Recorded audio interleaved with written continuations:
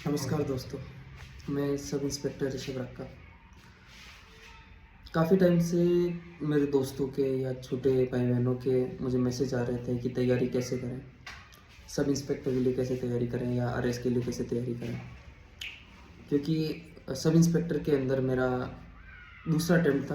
पहले अटैम्प्ट के अंदर मैंने अपीयरिंग के अंदर ही, ग्रेजुएशन के अंदर ही फाइनल ईयर में फॉर्म डाल दिया था और रिटन पास कर लिया था, और सेकंड बार में मैंने फाइनल सिलेक्शन लिया। और आरएस के अंदर मेरा अभी 755वीं रैंक के साथ सिलेक्शन हुआ। यदि भी मुझे इसके अंदर कोई पोस्ट नहीं मिलेगी, फिर भी मेरा पहले प्रयास के अंदर यहाँ तक मैं पहुँचा। तो इसके लिए मेरी क्या स्ट्रेटेजी रही और मैं किस तरह से यहाँ आ पाया, तो वो मैं शेयर करता हूँ। तो सबसे पहले मैं, जो अपने सबसे छोटे भाई होते हैं 12th के बाद जो पास आउट होते हैं, वो पूछते हैं कि हम क्या करें या हम कैसे तैयारी करें। तो मैं उनको यही सलाह दूंगा कि आपकी जो ग्रेजुएशन होती है वो इम्पोर्टेंट है, उसे आपको सीरियसली लेना है और उससे भी सीखना है। पर साथ ही ग्रेजुएशन के अंदर भी अपने को बहुत सारा टाइम एक्स्ट्रा भी मिलता है, जिसके अंदर अपन कंपटीशन की तैयारी कर सकते हैं। तो उस 3 साल के जो टाइम पीरियड के अंदर है, मुझे लगता है उसके अंदर आपको जो अपने बेसिक्स हैं उसको सुधारने पे जोर देना चाहिए, बेसिक्स को मजबूत करना चाहिए। बेसिक्स को मजबूत करने के लिए आप कोई भी एक ऐसे एग्ज़ाम, पटवारी, कांस्टेबल के सिलेबस को देखें और उसके अकॉर्डिंग अपनी तैयारी को करें, जिससे आपका एक अच्छा बेस तैयार हो जाएगा और उस बेस से आप एसआई या आरएएस को फाइट करने के लिए ज़्यादा अच्छे तरीके से तैयार होंगे। तो अब जैसे कि अपन बात करते हैं कि कोचिंग करनी चाहिए कि नहीं करनी चाहिए। देखो, जहाँ तक मुझे लगता है कि कोचिंग करते हैं तब भी सिलेक्शन होते हैं, नहीं करते हैं तब भी सिलेक्शन होते हैं। तो कोचिंग करना या नहीं करना ये आपका व्यक्तिगत निर्णय होना चाहिए। पर जहाँ तक मुझे लगता है, अगर आप कोचिंग करते हैं तो आपकी जो जर्नी होती है वो आसान हो जाती है। क्योंकि अपनी तैयारी के अंदर बहुत सारे ऐसे सब्जेक्ट होते हैं जिनको समझना होता है, और उनको समझने के लिए हमें एक टीचर की ज़रूरत होती है। तो मुझे लगता है कि आप अगर कोचिंग को अगर लेते हैं तो आपकी जर्नी आसान हो सकती है, और नहीं लेते हैं इसका मतलब ये नहीं है कि आपका सिलेक्शन नहीं होगा। सिलेक्शन तब भी हो सकता है, पर उसमें थोड़ा समय लग सकता है या थोड़ी सी कठिनाई आ सकती है। तो मेरी राय रहेगी कि आपको कोचिंग करनी चाहिए। दूसरी बात कि अब कोचिंग ऑनलाइन या ऑफलाइन, तो देखो, मैंने भी कोचिंग की है और मैंने तो ऑफलाइन ही की थी, क्योंकि उस टाइम पे ऑनलाइन का इतना था नहीं। अब ऑनलाइन भी अच्छा ऑप्शन आ गया है, पर मुझे लगता है कि अगर आप ऑफलाइन की वजह से अगर बाहर निकलते हैं, कहीं जयपुर आते हैं या किसी अजमेर जाते हैं, जोधपुर जाते हैं, या कहीं भी अपने डिस्ट्रिक्ट हेडक्वार्टर पर जाते हैं, तो आपको एक आपकी सोच व्यापक होती है। कंपटीशन आप देखते हैं कि कितने लोग तैयारी कर रहे हैं। तो ऑफलाइन के तो अपने आप में ये सबसे बड़ा फ़ायदा होता है, और शायद उसमें कंटिन्यूटी भी ज़्यादा मेंटेन रहती है। पर जो कैंडिडेट जिनके पास यहाँ पर रहकर रहना, उसका खर्चा उठाना, उसकी दिक्कत है या समय की दिक्कत है, तो उसके लिए ऑनलाइन भी एक बहुत अच्छा ऑप्शन है। आप ऑनलाइन को भी चूज़ कर सकते हैं। बाकी मेरी सलाह ये रहेगी, अगर आप कर सकते हैं तो आप निश्चित रूप से ऑफलाइन कोचिंग को करें या ऑफलाइन ही पढ़ने की कोशिश करेंगे तो ज़्यादा अच्छा रहेगा। दूसरी बात कि कोचिंग तो अपन ने कर ली, अब कोचिंग कौन सी की, कौन से एग्ज़ाम के लिए करें, क्या करें। तो देखो, वो तो आपको डिसाइड करना पड़ेगा कि मुझे एसआई के लिए करना है या आरएस के लिए करना है या किस एग्ज़ाम की तैयारी करनी है। उसकी आपको संबंधित कोचिंग करनी चाहिए, उसके अकॉर्डिंग पढ़ना चाहिए। जैसे कि मैंने जो कोचिंग की थी वो आरएएस के लिए की थी, और मैंने कोचिंग की थी स्प्रिंग बोर्ड से। मैं कोई इसका प्रचार वगैरह नहीं कर रहा हूँ, मैं मेरे जो जर्नी थी उसके बारे में आपको बता रहा हूँ कि स्प्रिंग बोर्ड से की थी, और उसके अंदर उनका जो कंटेंट था वही मैंने पढ़ा था। तो अब ये भी पूछा जाता है कि और क्या क्या कंटेंट में पढ़ना चाहिए।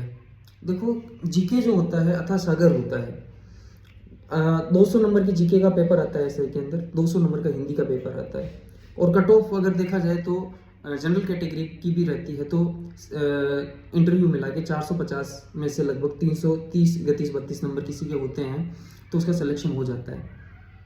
तो ज़्यादा कंटेंट के पीछे पढ़ने से अच्छा आप कोई स्पेसिफिक एक कोचिंग कोई भी हो सकती है, उसके नोट्स को देखें, उसके नोट्स को अच्छे से अच्छा करें, क्योंकि वो सबसे बड़ा मेन सोर्स होगा आपकी तैयारी के लिए।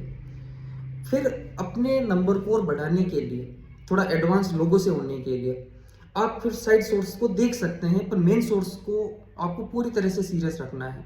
उसमें कोई भी तरह की कमी नहीं होनी चाहिए। ऐसा नहीं हो कि उन नोट्स में या जो आपका एक सोर्स रहा है उसमें ही आपकी कमी रह गई हो, तो फिर सिलेक्शन में दिक्कत आ जाती है।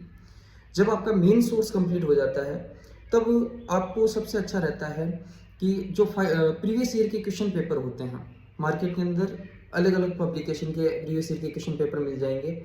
तो जैसे मैंने दिशा के पढ़े थे तो वो उनको पढ़े हैं, तो उससे भी कई बार राजस्थान के अंदर तो सीधे सीधे क्वेश्चन ही रिपीट हो जाते हैं, तो उससे आपकी प्रैक्टिस हो सकती है। इसके साथ साथ ही आप टेस्ट सीरीज ज्वाइन कर सकते हैं, वो ऑनलाइन या ऑफलाइन कर ले, उससे कोई फ़र्क नहीं पड़ेगा, क्योंकि उससे आपको जानकारी वैसी हो ही जाती है। तो टेस्ट सीरीज़ का भी आप ध्यान रखें।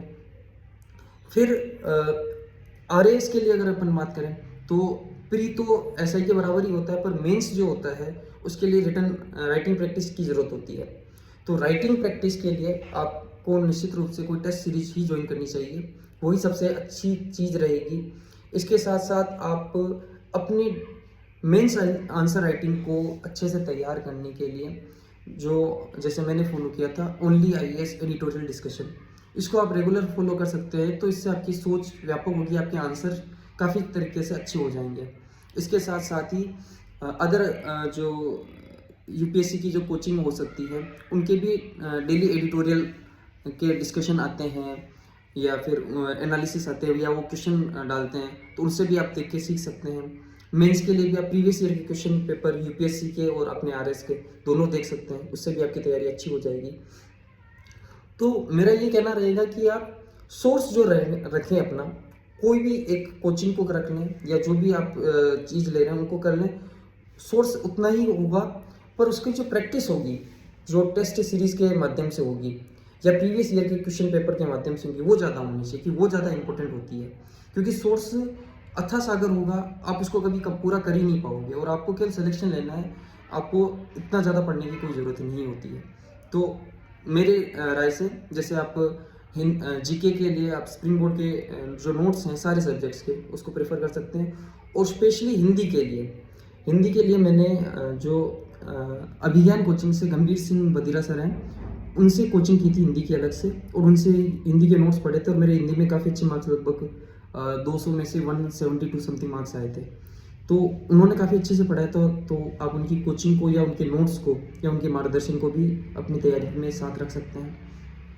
तो इस प्रकार से आप तैयारी कर सकते हैं। इसके साथ ही जो एसआई के अंदर जो एक दूसरी सबसे बड़ी दिक्कत आती है कि बहुत सारे कैंडिडेट एग्ज़ाम को तो पास कर लेते हैं पर फिजिकल उनसे पास नहीं हो पाता है। तो आप थोड़ा अभी से ही अपनी फिजिकल फिटनेस पे भी ध्यान दें तैयारी के साथ साथ। आप डेली अगर 15 मिनट या आधा घंटा भी अगर टाइम निकाल पाते हैं तो इससे आप मेंटली और फिजिकली दोनों तरीके से स्वस्थ रहेंगे, आपकी पढ़ाई भी अच्छे से होगी। पर इस चीज़ का भी विशेष तौर से ध्यान रखना, क्योंकि बहुत सारे कैंडिडेट के बहुत अच्छे मार्क्स होते हैं पर वो फिजिकल पास नहीं हो पाते हैं और फिर उन मार्क्स का कोई मतलब नहीं रह पाता है। तो आप अपनी तैयारी को इसी प्रकार से रखिएगा। मेरे हिसाब से मैंने जितने डाउट्स थे आपके जो मुझे मिले थे उनको पूरा कर दिया है, और फिर भी आपके कोई डाउट हो तो आप कमेंट के अंदर डाल देना, उस पर भी मैं वीडियो लाने की कोशिश करूँगा। जय हिंद।